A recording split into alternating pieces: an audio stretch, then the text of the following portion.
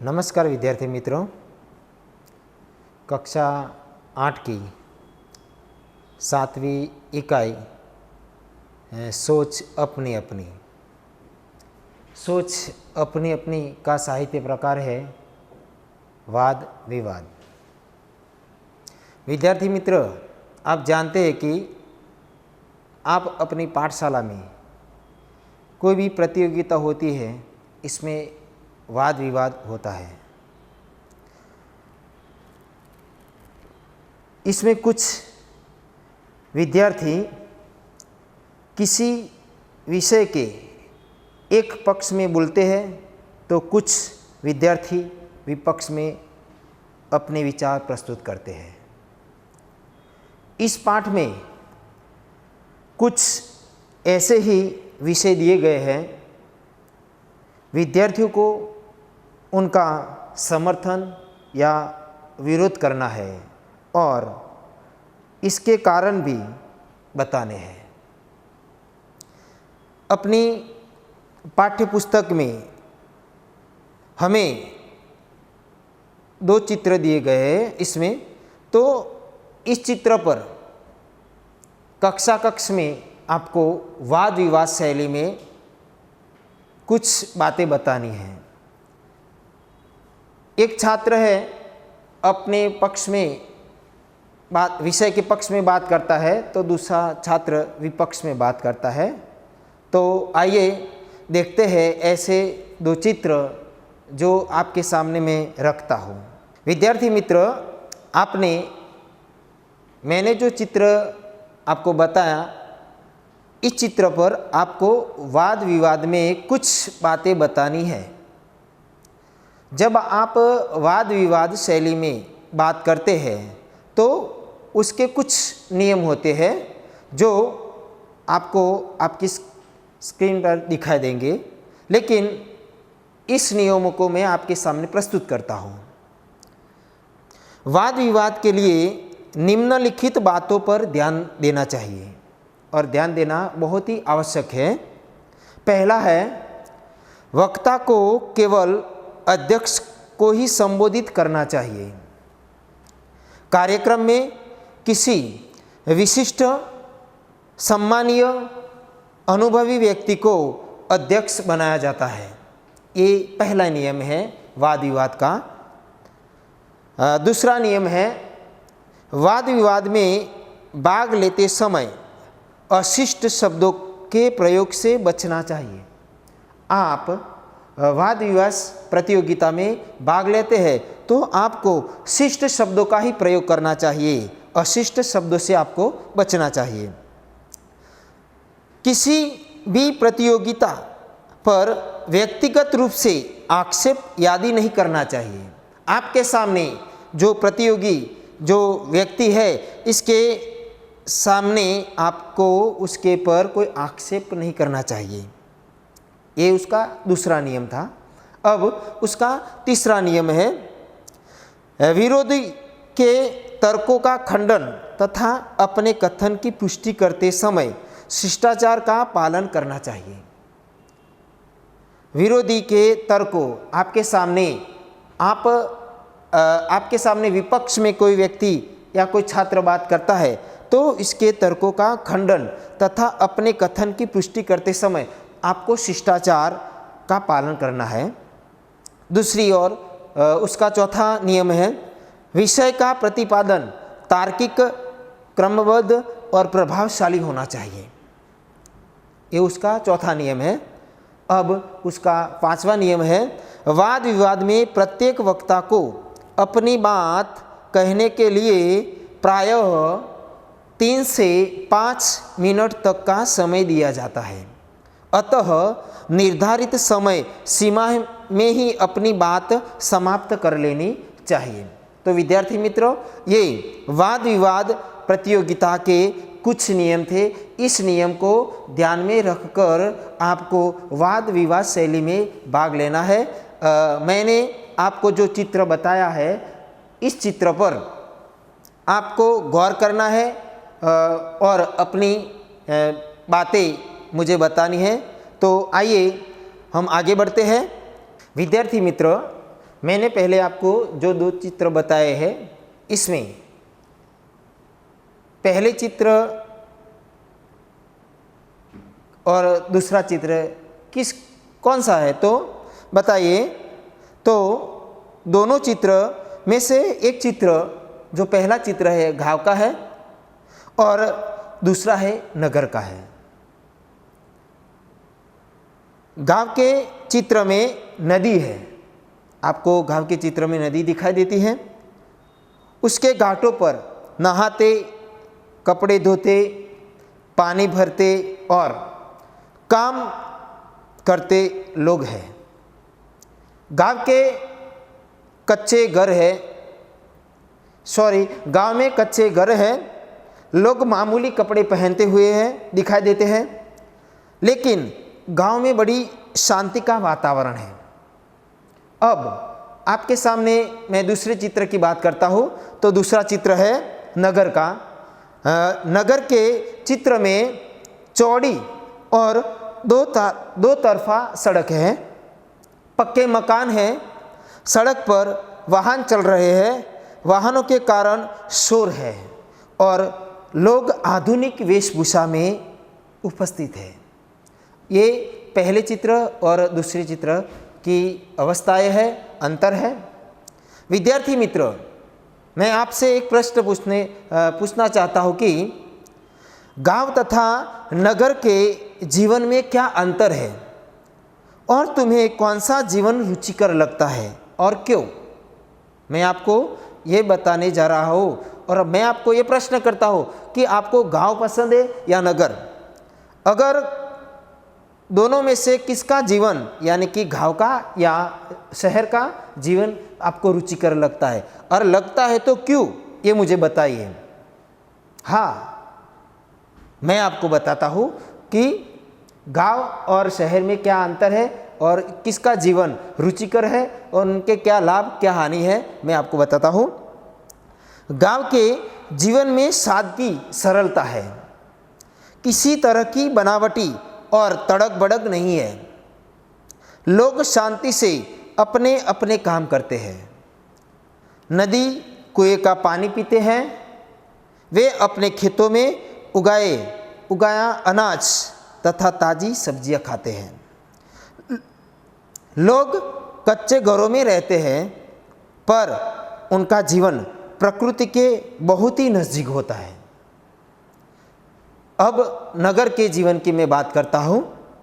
नगर के जीवन में तड़क भड़क और बनावट अधिक होती है।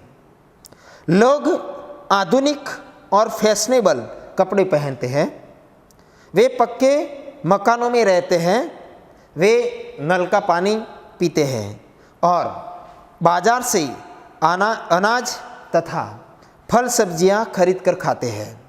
नगर की सड़कों पर वाहनों का हमेशा शोर होता है। लोग दुकानों, बैंकों, दफ्तरों में काम करते हैं। नगर के जीवन में शांति नहीं होती। लोगों का जीवन प्रकृति से बहुत दूर होता है। नगर के जीवन में अनेक दोष हैं, फिर भी मुझे यहाँ का जीवन ही पसंद है। यहाँ के लोग शिक्षित हैं और प्रगतिशील होते हैं। नगर में अच्छे स्कूल और कॉलेज होते हैं। इनके कारण मनपसंद शैक्षणिक योग्यता प्राप्त की जा सकती है। अनेक संस्थाएं, पुस्तकालय आदि व्यक्ति की योग्यता बढ़ाने में सहायक होते हैं। उन्नति के जितने अवसर नगर में हैं, इतने गांव में नहीं है, इसलिए नगरीय जीवन मुझे रुचिकर लगता है। किसी छात्र को गांव का जीवन रुचिकर लगता है, क्योंकि विद्यार्थी मित्र, आप जानते हैं कि आधुनिक युग में लोगों ने गांव से शहर की तरफ दौड़ लगाई है, लेकिन अभी अभी आपने देखा 2020 के साल में ये कोरोना वायरस के जरिए लोगों ने शहर में हरण क्रांति तो की, लेकिन आज किसने सहारा दिया? नगर को गांव ने सहारा दिया। अगर जो गांव न होते तो आज नगर में रहने वाले कई इंसान लाशों की ढेर में पड़े होते हैं। इसलिए एक पक्ष में मैं बात करता हूँ तो दूसरी ओर विपक्ष में मुझे गांव और शहर दोनों ही प्रिय है। इसलिए आज गाँव में रहकर अपना जो लोग जीवन व्यतीत करते हैं मुझे बहुत ही बढ़िया लगता है। गांव में शुद्ध हवा मिलती है, गांव की जीवन शैली खूब बहुत ही निराली होती है। इसलिए मुझे भी गांव का जीवन बहुत ही रुचिकर लगता है। अब कक्ष में हम छात्रगण, आप में से कोई 2 लड़के हम लेते हैं, कक्ष में वाद विवाद पर हम चर्चा करेंगे। एक विषय पर यानी कि गांव के विषय पर एक छात्र बात करता है और दूसरा लड़का जो दूसरा छात्र है ये शहर के पक्ष में बात करता है। तो हम 2 छात्र के नाम लेते हैं। तो एक छात्र है बकुल और दूसरा छात्र है सुहास। बकुल गांव के पक्ष में बात करता है तो सुहास शहर के पक्ष में बात करता है। तो बकुल सबसे पहले कहता है, नगर अपने पक्के और आलीशान मकानों, पक्की सड़कों और वाहनों पर कितना भी गर्व कर ले, लेकिन सच तो यही है कि जो सुख शांति ग्रामीण जीवन में है वह नगर में नहीं मिल सकती। बकुल कहता है, गांव के पक्ष में बात करता है और वो कहता है कि जो गांव में मुझे जो सुख शांति मिलती है वो नगर में नहीं देखने को मिलती। वह नगर में गांव में सुबह उठो, उगते सूर्य के दर्शन करो और दिल लगाकर अपने खेतों में काम करो, ताज़ा अनाज, ताज़ा फले और ताज़ी सब्जियां खाओ। सूर्यास्त होते ही घर में आकर सबसे मिलो, बातें करो, गांव की बैठक में दिलचस्प चर्चाएं करो। यह है गांव का आनंद, यह है गांव की मस्ती। मेलों में जाओ, बैलगाड़ी साइकिल की सवारी का रस लूटो। जीवन का यह रस शहरों में कहाँ नसीब हो सकता है। वहाँ तो सब कुछ नकली बनावटी, 24 घंटे अशांति ही अशांति, भागम भाग। यह कोई जीवन है? यह बकुल गांव के पक्ष में बात करता है। अब सुहास शहर के पक्ष में बात करता है। तो सुहास की बात मैं आपके सामने प्रस्तुत करता हूं। सुहास कहता है, वाह रे गांव के भक्त, इस 21वीं सदी में भी यह पिछड़ापन। नगर हमारे जीवन की प्रगति के परिचायक है, हमारी सभ्यता के प्रतीक है। वैज्ञानिक सभ्यता के फलने फूलने का अवसर नगरों में ही मिलता है। नगरों की भागदौड़ यहाँ के गतिशील जीवन की सूचक है। नगरों का शोरगुल यहाँ की जिंदादिली का सबूत है। यहाँ के तमाम स्कूल कॉलेज हमारी योग्यता को बढ़ाने में लगे रहते हैं। बुद्धि प्रतिमा की चमक दमक नगरों में ही देखी जा सकती है। मुझे तो मेरा नगर ही प्रिय है। ये बकुल और सुहास के दोनों की वाद विवाद, पक्ष और विपक्ष की बात हुई। मित्रों, आपको अब बताना है कि हमारे जीवन में भी कई ऐसे औद्योगिक साधनों हैं, उनका वाद विवाद शैली में आपको अपने घर बैठे बैठे चर्चा करनी है, उस पर विचार करना है। मैं आपसे एक प्रश्न पूछना चाहता हूँ कि अगर विज्ञान हमारे लिए वरदान है या अभिशाप, इस पर आप वाद विवाद प्रतियोगिता यानी वाद विवाद में कुछ उनके सवाल अपने नोटबुक्स में लिखेंगे। उसके बाद आधुनिक जो जीवन शैली है हमारा मोबाइल का उपयोग करना चाहिए या नहीं करना चाहिए, बच्चों के लिए मोबाइल का उपयोग सही है या गलत है, उस पर आपके पुस्तक में उसके उत्तर लिखने हैं। तो इस प्रकार आपने वाद विवाद शैली में कुछ जानकारी आपको मिली होगी। तो इस इकाई से अपनी सोच आप बदल सकते हैं, पक्ष और विपक्ष में बात कर सकते हैं। बस इतना। विद्यार्थी मित्रों, आपने सोच अपने वाद विवाद को इस प्रतियोगिता में आपने सहयोग मुझे दिया है। और अब हम स्वाध्याय की ओर पीछे देखते हैं। तो आप जानते हैं कि उदाहरण के आधार पर उपसर्ग लगाकर शब्द का शब्द को पुनः लिखित कीजिए। अब हम बात करते हैं उपसर्ग यानी कि एक व्याकरण का ही एक भाग है। तो मूल शब्द के पहले लगने वाले ऐसे अक्षरों या अक्षर समूह को उपसर्ग कहते हैं। मान लीजिए कि कोई भी शब्द है, इस शब्द के पहले लगने वाले शब्द को हम उपसर्ग कहते हैं। जैसे आपके पाठ्य पुस्तक में स्वाध्याय में कुछ उदाहरण दिए हैं, आपको घर पर ये उदाहरण लिखने हैं, लेकिन मैं आपको समझा रहा हूँ कि इधर एक उदाहरण दिया है कि धर्म शब्द है, धर्म शब्द के आगे उपसर्ग लगा है। आगे लगने वाले शब्द यानी अक्षर समूह को उपसर्ग कहते हैं। प्लस धर्म यानी कि अधर्म, धर्म और अधर्म एक दोनों शब्द के अर्थ अलग अलग निकलते हैं। धर्म का विरोधी अधर्म होता है। ये उपसर्ग लगने से कोई भी जो अक्षर होता है या शब्द अक्षर समूह होता है, उसका अर्थ बदल जाता है। तो इधर मैंने एक आपको उदाहरण बता दिया, अवता धर्म यानी कि अधर्म, धर्म का भी अर्थ निकलता है और अधर्म का भी अर्थ निकलता है। आपके पाठ्य पुस्तक में कुछ उदाहरण दिए हैं, उनको मैं आपके सामने प्रस्तुत करता हूं। जो भिन्न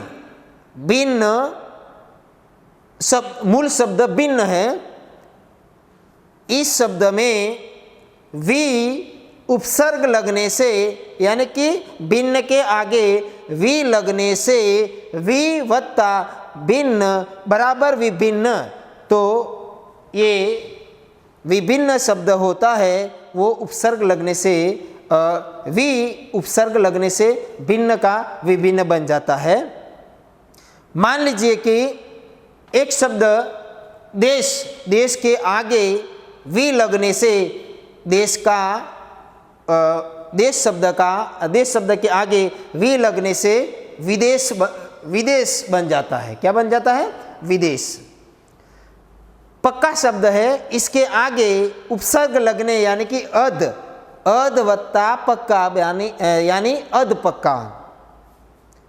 गम के आगे उपसर्ग लगने से दुर वत्ता गम दुर्गम बन जाता है।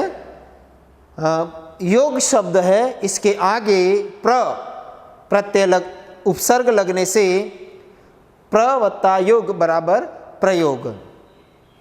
आपके पाठ्य पुस्तक में ये शब्द दिए हैं, मैं सिर्फ आपको समझा रहा हूँ। जीव शब्द है, इसके आगे उपसर्ग लगता है नी, तो नी वत्ता जीव बराबर निर्जीव। बल के आगे नी लगता है, नी उपसर्ग, तो नी वत्ता बल बराबर निर्बल। समझ के आगे गैर, तो गैर वत्ता समझ बराबर गैर समझ। सुविधा के आगे उपसर्ग लगता है, तो अवत्ता सुविधा यानी कि असुविधा। अवत्ता वांछित, मूल शब्द वांछित है, इसके आगे उपसर्ग लगता है तो अवांछित। विद्यार्थी मित्रों, आपको जानकारी मिल गई होगी कि मूल शब्द के पहले लगने वाले, यानी कि यह मूल शब्द है, इसके पहले लगने वाले शब्द को क्या बोलते हैं? उपसर्ग बोलते हैं। अब आपने उपसर्ग पढ़ा, अब प्रत्यय के बारे में बात करते हैं। शब्द के अंत में प्रत्यय किसे कहते हैं? तो शब्द के अंत में लगने वाले अक्षर या अक्षर समूह को प्रत्यय कहते हैं। विद्यार्थी मित्रों, गौर से देखिए उसे। शब्द के अंत में कोई भी शब्द होता है, इस शब्द के अंत में लगने वाला अक्षर या अक्षर समूह को हम क्या कहते हैं? प्रत्यय कहते हैं। जैसे मानव, ये मूल शब्द है। क्या है? मूल शब्द। इसके पीछे ता लगा है, ता, तो इसका अर्थ होता है मानवता। तो आप जानते हैं कि मूल शब्द मानव है, मानव प्लस ता, यानी कि इसके पीछे प्रत्यय लगा है, ता प्रत्यय है, तो उसका अर्थ निकलता है मानवता। इस प्रकार आपके पाठ्य पुस्तक में कुछ उदाहरण दिए हैं, आपको पढ़ना है, आपको आपके पाठ्य पुस्तक में नोटबुक में लिखना है। विदेश, यानी कि विदेश प्लस ई लगने से क्या बनता है? विदेशी। क्या बनता है? विदेशी। विदेश मूल शब्द है, ई प्रत्यय लगता है तो विदेशी बनता है। इस प्रकार प्रकृति प्लस इक ले, यानी कि प्राकृतिक। क्या? प्राकृतिक। पुत्र वत्ता ई प्रत्यय लगने से पुत्री बनता है। क्या बनता है? पुत्री। अब जानते हैं कि लापरवाह प्लस ई એટલે लापरवाही। इस प्रकार चंचल प्लस ता એટલે चंचलता। यंत्र वत्ता इक प्रत्यय लगने से यांत्रिक। मानव वत्ता ता, यानी कि मानवता। हंस वत्ता ई, यानी कि हंस वत्ता ई, यानी हंसी। तो विद्यार्थी मित्र, मुझे आशा है कि आपको उपसर्ग और प्रत्यय में जानकारी मिल गई होगी। विद्यार्थी मित्र, अब हम भाषा सज्जता की ओर बढ़ते हैं। इसमें आपको आपके पाठ्य पुस्तक में कुछ उदाहरण दिए हैं, जो ये उदाहरण अव्यय के हैं। अव्यय किसे कहते हैं? आप जानते हैं कि जिसमें व्यय न हो उसे अव्यय, यानी कि विकार या परिवर्तन न हो, ऐसे अविकारी शब्दों को अव्यय कहते हैं। अव्यय की जो परिभाषा है इस प्रकार है कि जिन पदों के रूप लिंग, वचन, काल या कारक के कारण नहीं बदलते। आप जानते हैं कि लिंग यानी कि पुल्लिंग, स्त्रीलिंग, वचन यानी कि एक वचन, बहुवचन, काल के जो 3 प्रकार है, वर्तमान काल, भूतकाल और भविष्य काल, कारक विभक्तियां जो होती है।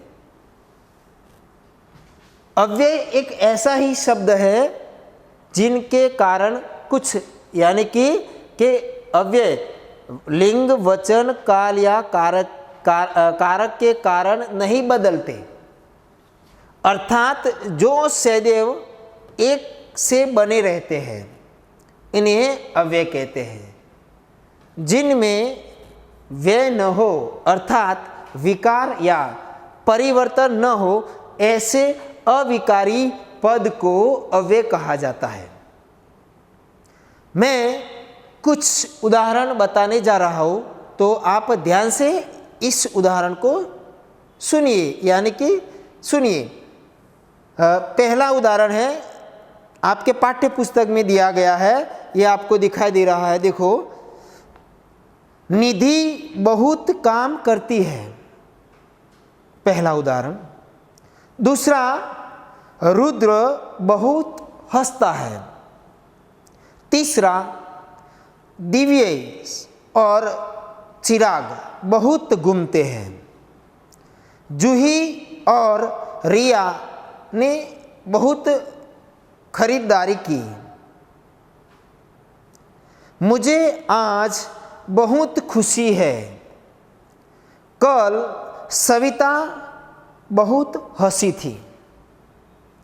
तो उपयुक्त जो वाक्य है, पढ़ने से आपको पता चलता है कि इसमें जो वाक्य दिखाई दे रहे हैं, इसमें जो रेखांकित शब्द है बहुत, यानी कि पहले वाक्य में, दूसरे वाक्य में, तीसरे, चौथे, यानी कि 6 वाक्यों में बहुत बहुत शब्द आया हुआ है।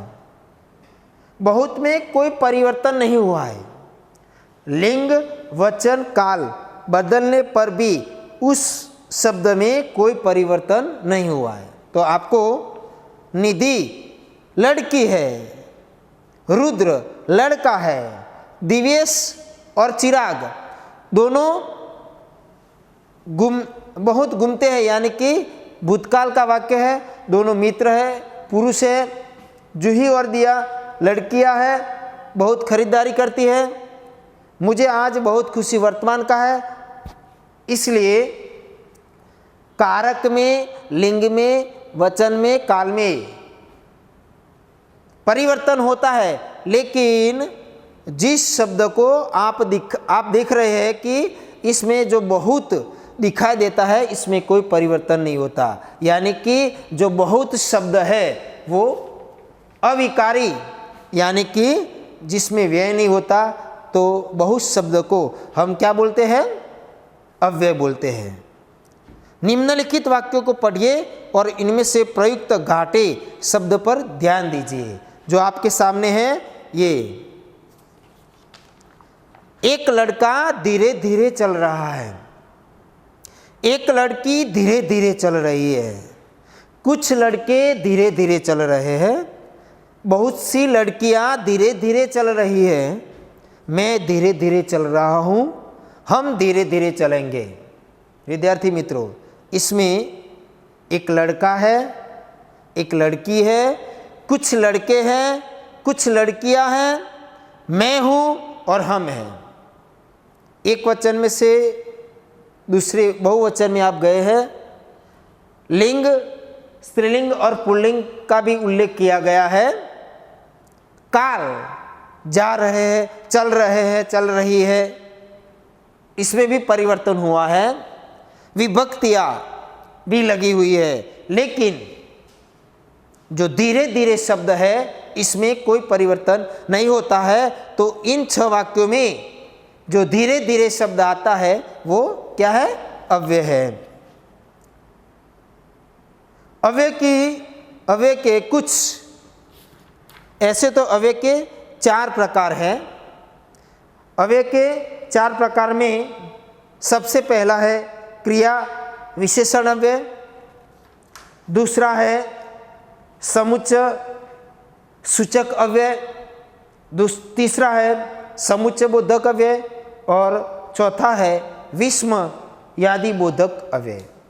विद्यार्थी मित्रों, जो क्रिया विशेषण अव्यय है उनके 4 उपभेद है, यानी कि उनके 4 प्रकार हैं।